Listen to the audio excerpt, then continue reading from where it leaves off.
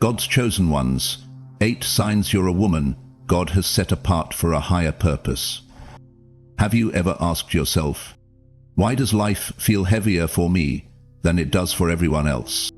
You try to smile, but the silence screams louder than your voice. You obey God and still face delay. You love deeply and still get left behind. But listen carefully.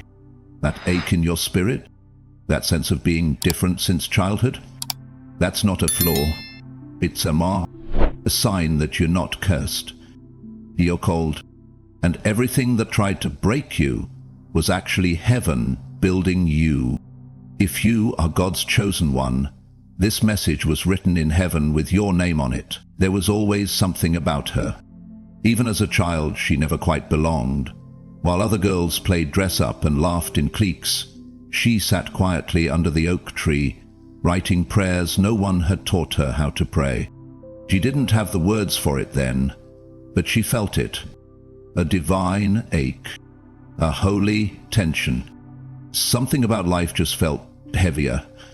She felt joy, yes, but she also felt things others never noticed. She noticed when people were in pain, even when they smiled. She cried for no reason, or so others thought. And when she asked too many questions about God, purpose, and pain, the world handed her silence. So she learned to carry her depth in secret. She smiled when it hurt. She cheered for others while quietly grieving her own delays. And still, she wondered, why does my path feel so long? Why do I give everything I have and still feel behind?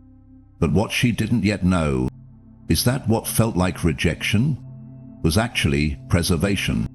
But the loneliness, it wasn't punishment, it was preparation. And now heaven is peeling back the curtain, because what you thought disqualified you was the very proof that you were chosen. Part 1. The power of saying yes while shaking.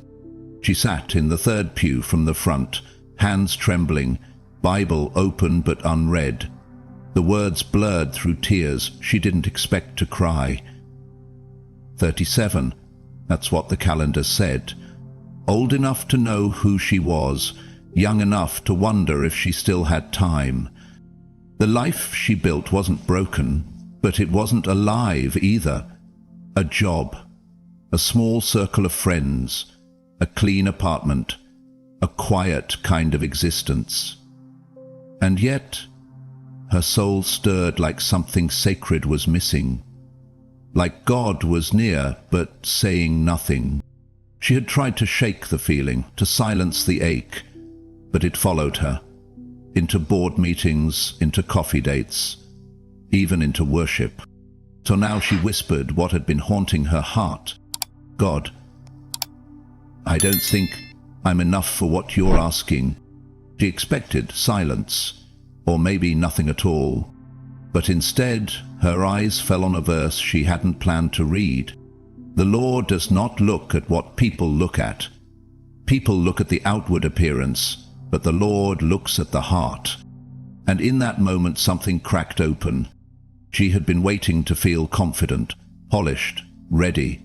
But heaven was not asking for credentials, it was asking for availability. Mary wasn't ready. Esther wasn't ready. Neither was Deborah or Ruth. And still, they were called. What she thought was a lack was actually the space God needed to move. Her not enough was never the problem. It was the invitation. The lie said, "You have nothing to give." But the Spirit whispered, "That's why I chose you, because now I can give through you." And there in the quiet, with mascara smudged and faith fragile, she lifted her hands. Not out of strength, but surrender. "Here I am," she said softly, "even if I don't feel ready." And in that whisper, something shifted. Heaven had heard her yes. Part 2. The discomfort that would. It didn't make sense. Her bills were paid. She had food in the fridge, a bed to sleep in, and a calendar full of polite obligations. To anyone looking from the outside, life looked fine. But inside, something kept tugging. It wasn't anxiety, not exactly. It was deeper than that. Like an invisible thread being pulled in her chest. A holy restlessness, the kind that doesn't go away with sleep or coffee or journaling. She had tried to silence it. Tried to convince herself it was just a phase, just a sign she needed a break. But no amount of distraction could drown the ache. And then one night, with dishes still in the sink and her phone lighting up with unopened texts, she whispered to the ceiling, "God, why do I feel this way when everything is fine?" No answer came, just stillness. But deep in her spirit, she sensed it. This ache wasn't an interruption, it was an invitation. Heaven wasn't punishing her, it was preparing her. God was calling her out of comfort and into purpose. The very feeling that made her question everything was actually her soul waking up. The unease wasn't wrong, it was holy, because chosen women don't thrive in shallow places. Their peace doesn't come from what's predictable. Their spirit only settles when it's aligned with the voice of God. And right now, that voice wasn't calling her to more ease. It was calling her to more obedience. So she sat there in the stillness, heart racing, and whispered a harder prayer this time. "If you're asking me to leave what's comfortable, I'll go, even if I don't know where yet." That night, she didn't fall asleep easily, but she did feel something sacred. Reflection. She still didn't have a map, but now she had the whisper, "There is more." And sometimes that's how the journey begins, with a woman brave enough to follow the discomfort all the way into her destiny. Part 3. You already know, but you're still resisting. She parked the car and didn't get out. The engine hummed beneath her feet, but she sat motionless, hands gripping the steering wheel like it was the only thing holding her together. The resignation letter sat in her purse, still folded, still unsigned. God had already spoken. Weeks ago, but she hadn't moved. It wasn't confusion. It wasn't lack of clarity. It was fear. She knew what she needed to do, what to walk away from, what to say yes to, what to release. But knowing and moving, those were two different battles. Saying yes to God sounded beautiful until it meant saying no to everything safe. She wanted to obey truly, but the weight of what obedience would cost her felt like too much. What if she got it wrong? What if she walked away and nothing came to replace it? What if she obeyed and was still disappointed? Her heart screamed, "Not yet." But her spirit whispered, "Now." She closed her eyes, forehead resting against the steering wheel. Tears welled up, not from weakness, but from the war inside. And in the thick of that inner chaos, she remembered something. Obedience doesn't always feel like courage. Sometimes it looks like trembling hands and tear-streaked cheeks. Sometimes it sounds like, "God, I'm scared, but I'll do it anyway." She pulled the letter out, unfolded it. Her signature looked small, shaky, but it was there. And that was enough, because heaven isn't moved by perfection. It's moved by surrender. God didn't need her to feel brave. He just needed her yes. So she whispered it through cracked lips. "I don't know what comes next, but I trust you." And right then, in a parked car with no audience, no applause, she stepped into her next season. Not with certainty, but with obedient courage. And that's how chosen women move mountains. Not by being fearless, but by being faithful, even in the trembling. Part 4. The pain that shaped you. She had walked a longer road than most, and for years she thought that meant something was wrong with her.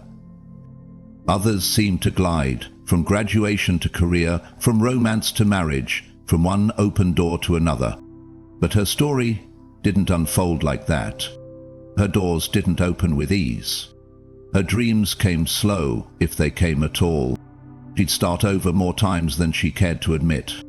New jobs, new town, new beginnings that felt more like prolonged endings. She watched people with less effort receive more reward. And quietly, she wondered, God, did you forget me? But as she looked back now, not with bitterness, but with holy perspective, she saw it. Those delays weren't punishments. They were deep work. Heaven wasn't in a hurry because her foundation needed to be unshakable. God wasn't building her quickly. He was building her thoroughly. The rejection? It taught her to listen for God's voice when man's approval disappeared. The heartbreak? It broke her open enough to become real. The waiting? It wasn't idle. It was infused with intention. Every closed door whispered a truth she didn't hear at the time. I'm not denying you. I'm developing you, because the calling on her life required roots that ran deeper than applause could reach. She wasn't being buried. She was being planted. Oh no. She was blooming from places no one even knew were wounded. The woman who used to cry out, "Why is this taking so long?" now wept with gratitude, because she saw what the slow path produced. Resilience, maturity, and the faith that couldn't be faked. No, she didn't take the shortcut. She took the sacred way, and the fruit she'd bear, it would feed generations.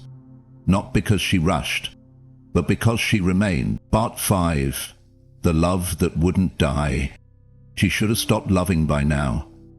By all worldly logic, she had every right to shut her heart down, to build walls instead of bridges, to keep her kindness tucked away where it couldn't be taken for granted. But she couldn't. Something in her refused. Even after the betrayal, even after the phone calls never returned, even after loving people who left her in pieces, she kept showing up, kept caring, kept pouring into others, even when her own cup felt empty. No one saw the tears behind the smile. No one noticed how much it cost her to keep forgiving people who never apologized. No one realized how many prayers she whispered for others while secretly begging God to remember her. But heaven saw. Heaven always sees. Because this kind of love, the kind that keeps flowing even while wounded, doesn't come from human strength. It's divine. It's Christ-like. It's the same love that carried a cross up Calvary Hill, not because it was fair, but because it was faithful. And that same spirit lived in her. So she kept calling her estranged sister on birthdays, kept checking on the co-worker who never asked how she was doing, kept visiting the father in that nursing home who never once told her he was proud. People called it naive, weak, but it wasn't weakness. It was worship. Her love was an altar, and every act of compassion was a sacrifice that said, God, even when I get nothing back, I'll still love because you still love. She had learned something sacred, that to love while hurting isn't to be foolish. It's to be free, because her heart no longer belonged to the world. It belonged to the one who heals it. And every time she chose mercy over bitterness, heaven recorded it. Every unnoticed act, every quiet prayer, every tear that fell without applause, it all mattered, because love like that, it doesn't die, it resurrects. The crown was formed in the crushing. She's not the same woman she used to be. Once she measured herself by timelines, where she should be, what she should have, who she should have become by now. But now she sees it differently. The ache in her chest wasn't punishment. It was prophecy. The delays weren't denials. They were divine design. And all those years she thought God was silent. He was actually writing, shaping. She walked slower now, but with more purpose. She doesn't chase applause anymore, she listens for whispers. She doesn't need to be seen to feel secure, because she finally knows whose she is. She's still tender, still healing, but she's also stronger. Not because she fought harder, but because she surrendered deeper. And here's the truth. You don't survive heartbreak like hers and come out unchanged. You don't walk through fire and come out without glory on your skin. You don't cry those prayers in the dark and get forgotten. She was never forgotten, and neither were you.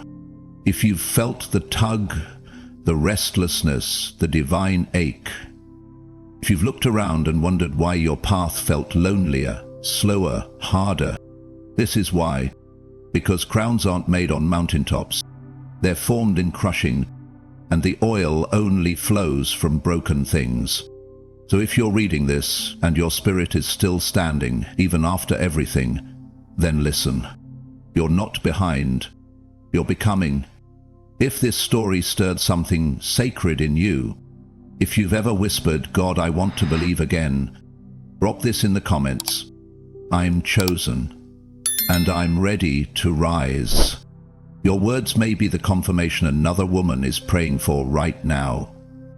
And if you believe this message needs to reach someone who's about to give up, share it. Let your obedience become someone else's breakthrough. If you're still standing after all you've been through, say it in faith. I'm still standing by grace.